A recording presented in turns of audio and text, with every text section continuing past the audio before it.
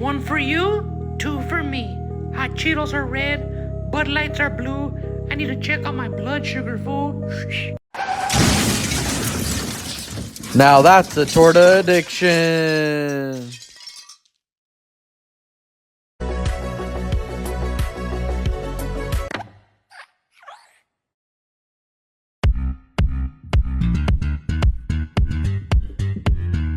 Just because I cheated one time, that make me a cheater? Yeah. So if I cut hair one time, that make me a barber? You ain't even thinking. Okay, guys, let's do a super tornado siren.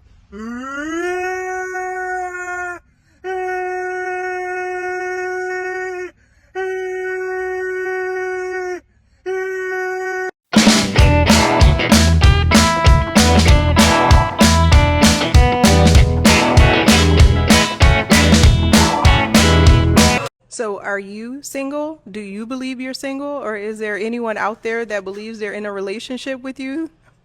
I'm single. I am single.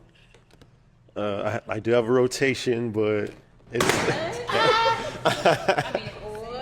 I'm not doing nothing with it, with everybody if that's what you're trying to get at, but I need my man to be my man, and crazy about me and only me. So when you talk to me, you drop everybody else. Now you got to be the biggest fool if you think I'ma drop Brenda, Letitia, Linda, Felicia, Dawn, LaShawn, Inez, and Alicia just for you. Now I can see if we are being exclusive and if we start going steady and making this thing real, then yeah, I got to X them out. But you saying just for me to get to know you, I gotta drop Brenda, Letitia, Linda, Felicia, Dawn, LaShawn, Inez, and Alicia? What? I know, my brother. It's absolutely absurd. Excuse me? Yes. Oh, sorry, I got distracted. Which way is Nordstrom? Back that way. Oh, dang, okay. Yeah. I've never seen it in real life, but I guess perfection does exist. Babe, since you got the boat, I made lunch for you. Where have you been all my life? Let the sky fall when it crumbles. We will stand tall and face it all together. Let the sky fall when it crumbles. We will stand tall. That's crazy. Stupid enough to drive straight into a car, smart enough not to die. How does he fucking do it? Marriage is one of the most outdated components of modern society, and here's why. First off, marriage was never about love. The whole soulmate thing, that's a Hallmark rebrand. Historically, marriage was a legal contract to control land, wealth, and women. That's right, your great-great-great-grandmother wasn't picking a life partner. She was part of a trade deal. And yet somehow, despite how much the world has changed, we're still following the centuries-old tradition like it's the only path forward. Let's talk numbers for a second. First marriages ended at 50% failure rate. Second marriages ended at 70% failure rate. And third marriages, just name your kid alimony and start a podcast. But I know what you're thinking. Yeah, that won't happen to me. And I hope you're right. But so did everyone else who got a divorce. Because when people imagine their wedding, they picture the dress, the vows, and the honeymoon. What they don't envision, splitting assets, hiring attorneys, and battling over who gets the air fryer. And speaking when things go south, oh buddy, you think heartbreak is bad? Wait until you get the itemized invoice. Because the real winners in a divorce? The attorneys. Family law isn't about fairness. It's a high-stakes financial Hunger Games, and the legal representatives are the only ones to make it out alive. Need proof? Brad Pitt and Angelina Jolie have been divorcing longer than most Hollywood marriages even last. If two of the richest, most powerful people on earth can't get out of marriage cleanly, what hope do you and your joint Hulu subscription have? And don't even get me started on prenups. People act like there's some kind of magical force field. Nah, it's just a post-it note politely asking the judge to go easy on you, and they can tear it up faster than a losing Powerball ticket. So why do we keep doing this? Why do we keep signing up for a lifelong contract that half of us won't complete? Because we've been sold the dream, the white dress, the vows, and the happily ever after. But they conveniently leave out the court dates, the alimony, and the fact that your dog is now considered marital property. Let me be clear, I am not against love. If you're married, I support you. And if you're getting married, I'll show up at your wedding, eat your cake, dance the Macarena, and cheer you on like an overinvested sports dad as you leave for your honeymoon. This isn't an attack on you personally. This is about a system that has repeatedly proven to be faulty and failing, yet remains unquestioned. Commitment is a beautiful thing. Finding someone you truly connect with is one of life's biggest wins. But why does the government have to be involved? Why does your love life need to be a legally binding contract that, if broken, turns into an absolute war zone? Before you go to the Chapel of Love this spring, ask yourself, if this goes south, am I prepared for the stress, the legal battle, and the emotional roller coaster that could follow? Because marriage from a legal standpoint isn't about love. It's a binding contract with life-altering consequences. If you're ready for that, more power to you. If not, it might be worth rethinking some of the terms before you say I do. Is marriage as outdated as I say it is? Let me know your thoughts in the comments. Guys, I said it before and I'll say it again. There's absolutely no benefit to getting married. If the girl wants you to get married, tell her, what benefit do I get? What can you give me that you haven't given every other man? And one other thing I want to touch on is that the true failure rate of the marriages is 75%. 50% fail straight up. 25% are staying together just for the kids or because they don't want to split the stuff. And 25% maybe are working perfectly. 75% fail rate. Anything else in the world, 75% fail rate, put half your life savings on it, no one's going to do it. Not even the girls. What are you doing? I'm just trying to figure out why this gets so much of your attention and not me. What are you talking? No, it doesn't. Okay, then you can make a choice. 7 days without the PlayStation or 7 days without your wife. Honey, are you kidding me? You know I love you. That's such an easy choice. Come here. We'll see you when you get back. What? I offered you $10 million. Would you take it? Yes? Yes. But the only catch is you don't get to wake up tomorrow. Would you still take it? No. Exactly. So that means waking up tomorrow is worth more than $10 million. So wake up with a smile on your face every day and say that you're worth $1 million. That is some high quality advice. Really good one. That was amazing. That was really good. Thank you so much. Brother, I like those shades. Bro looked at me like I was weird. Am I weird? Am I a creep?